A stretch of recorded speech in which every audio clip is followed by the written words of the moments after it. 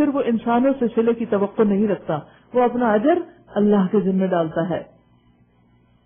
فرمایا کہ اگر وہ ان دوسروں کو کچھ دے دیا جائے تو ان کے دلوں میں کوئی بات نہیں آتی۔ آپ دیکھیے کہ کتنی بڑی بات ہے یہ، کہنے کا تو سب مسلمان ہے، کوئی بھی کہہ سکتا ہے صرف اسی پہ عنایت ہے، ہمیں کیوں نہیں ملتا، لیکن وہ اس کو مائنڈ بھی نہیں کرتے اور اپنی ذات پر دوسروں کو ترجیح دیتے ہیں۔ وَيُؤْثِرُونَ عَلَىٰ أَنفُسِهِمْ وَلَوْ كَانَ بِهِمْ خَصَاصَةٌ، خواہ وہ خود محتاج ہوں، بھوکے ہوں۔ دیکھیے اپنی چیز کسی کو دے دینا جب ضرورت نہ ہو، یہ بھی دینا ہے، یہ بھی دینے کا ایک حصہ ہے۔ اور عام طور پر لوگ ایسی ہی چیزیں دیتے ہیں جن کی وہ خود ان کو ضرورت نہیں ہوتی، لیکن ایسی چیز دینا جس کی آپ کو خود بھی ضرورت ہو اور آپ بھوکے بھی ہوں، پھر آپ اپنا پیٹ کاٹ کے دوسرے کو کھلا دیں، یہ کوئی معمولی بات نہیں۔ اور کہا جاتا ہے کہ اس میں اشارہ ہے اس کپل کی طرف جو نبی صلی اللہ علیہ وسلم کے ایک مہمان کو اپنے گھر لے گئے، خود بھوکے رہے اور مہمان کو کھلایا، تو اللہ سبحانہ وتعالیٰ نے ان کی شان میں آیات نازل کی۔ وَمَن يُوقَ شُحَّ نَفْسِهِ، اور جو کوئی دلوں کی تنگی سے، جو کوئی اپنے نفس کی تنگی سے بچا لیا گیا، فَأُولَٰئِكَ هُمُ الْمُفْلِحُونَ، وہی لوگ دراصل فلاح پانے والے ہیں، کامیاب ہونے والے ہیں۔ دل کی تنگی ایسی چیز ہے کہ جس کی وجہ سے انسان نیکی کے کاموں سے محروم ہو جاتا ہے۔ ایک ہوتا ہے بخل اور ایک ہوتا ہے حرص۔ بخل اور حرص جب اکٹھے ہو جاتے ہیں تو شح بن جاتے ہیں اور اس میں اور زیادہ شدت آ جاتی ہے۔ تو کامیابی کا نسخہ یہاں کیا بتایا جا رہا ہے؟ شح سے بچنا، دلوں کی تنگی سے بچنا۔ آپ دیکھیے کہ ہم کسی کی ضرورت دیکھتے ہوئے بھی اس کو کیوں نہیں دیتے؟ کیونکہ دل کے اندر حرص ہوتی، ضرورت بھی نہیں ہوتی بعض اوقات کوئی چیز، صرف لالچ، حرص، تو وہ ہمارا ہاتھ نہیں کھلنے دیتی۔ کسی کی تعریف کیوں نہیں کرتے؟ کسی کے کام کو اپریشیٹ کیوں نہیں کرتے؟ حرص، تنگی کہ اگر اس کی تعریف ہوگی تو پھر میرا کیا بنے گا؟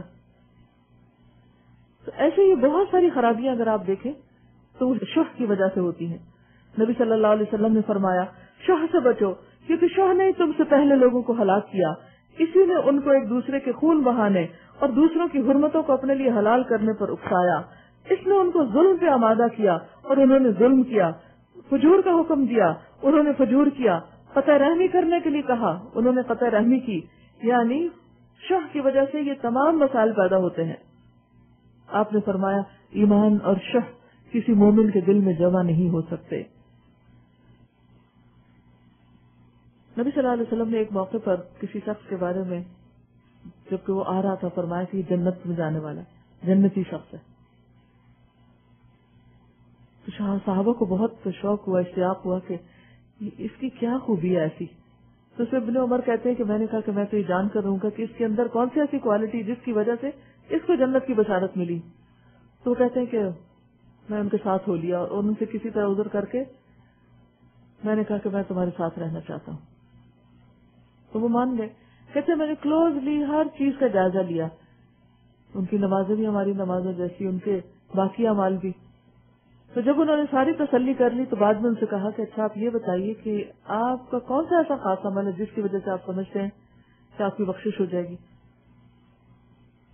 تو انہوں نے کہا کہ میں کسی بھائی کے لیے اپنے دل میں کوئی تنگی نہیں رکھتا، کوئی برائی نہیں رکھتا۔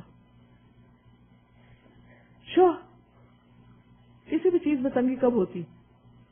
مثلا ایک بکٹ ہے، بکٹ میں آپ پانی ڈالتے جائیں، جب بھر جائے گی پھر کیا ہوگی؟ بہہ پڑے گی۔ دلوں کا بھی یہی حال ہوتا ہے۔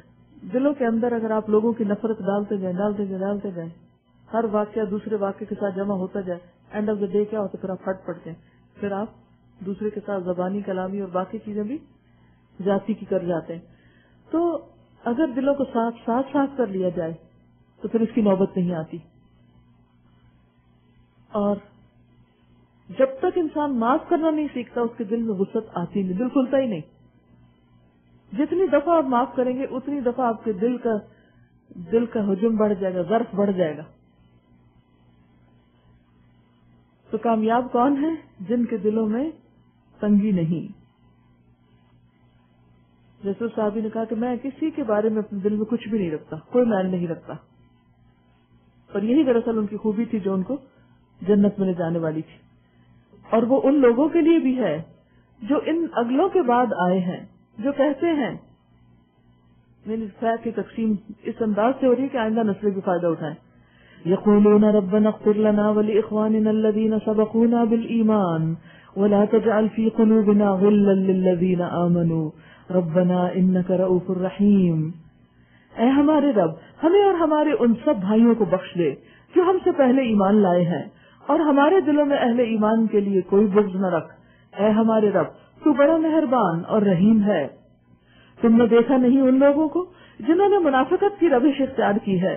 یہ اپنے کافر اہل کتاب بھائیوں سے کہتے ہیں اگر تمہیں نکالا گیا تو ہم تمہارے ساتھ نکلیں گے.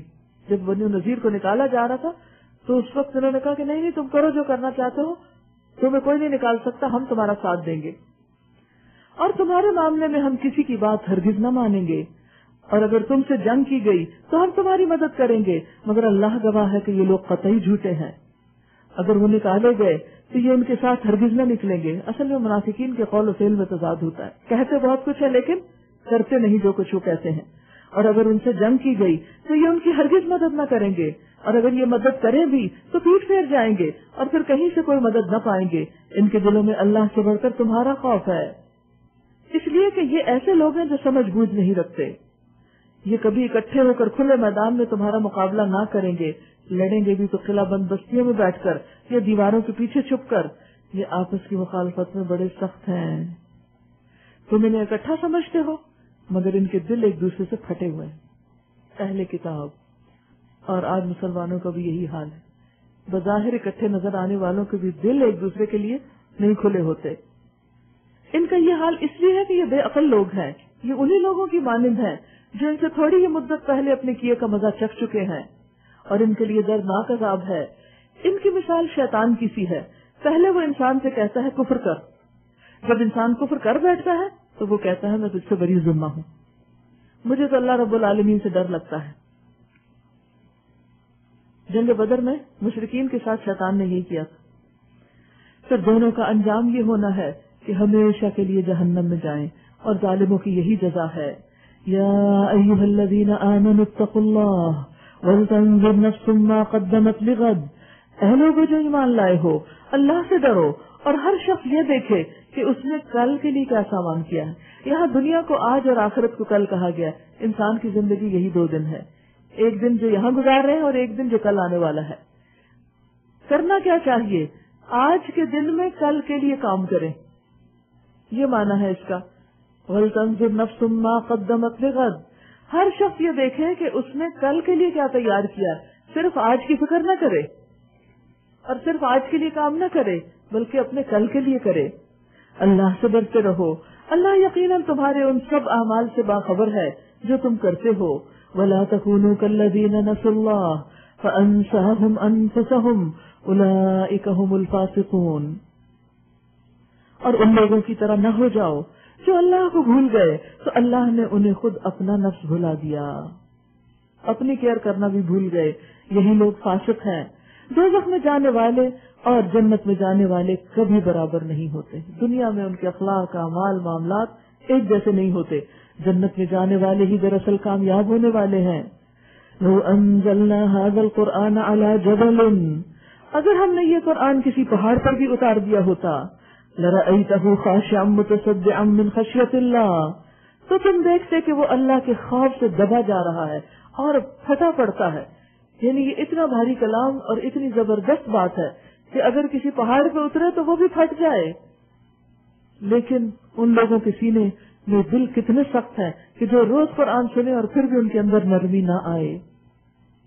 قرآن انسان کو خاشع بناتا ہے، انسان کو توڑ کے نیا انسان بناتا ہے، متصدع کر دیتا ہے، ٹکڑے ٹکڑے کر دیتا ہے، اس کے خیالات میں بھونچال لے آتا ہے، اس کے دل میں نرمی پیدا کر دیتا ہے اور اس کے رویے اور اس کے معاملے کے اندر خوبصورتی پیدا کر دیتا ہے. اور سب سے بڑھ کر یہ کہ خاشع ہمبل، بات کرنے میں، معاملہ کرنے میں، رویے میں عاجزی، خشوع، اللہ کے آگے بھی جھکے ہوئے، بندے کے آگے بھی جھک کے بات کرنے والے، نہ کہ تڑی دے کے. وَتِلْكَ الْأَمْثَالُ نَضْرِبُهَا لِلنَّاسِ، یہ مثالیں ہم لوگوں کے لیے بیان کر رہے ہیں، لَعَلَّهُمْ يَتَفَكَّرُونَ، تاکہ وہ غور و فکر کریں۔ کس لیے غور و فکر کیوں؟ تاکہ وہ اندھیروں سے نکلیں، ہدایت پائیں، صحیح راستے پہ چلیں۔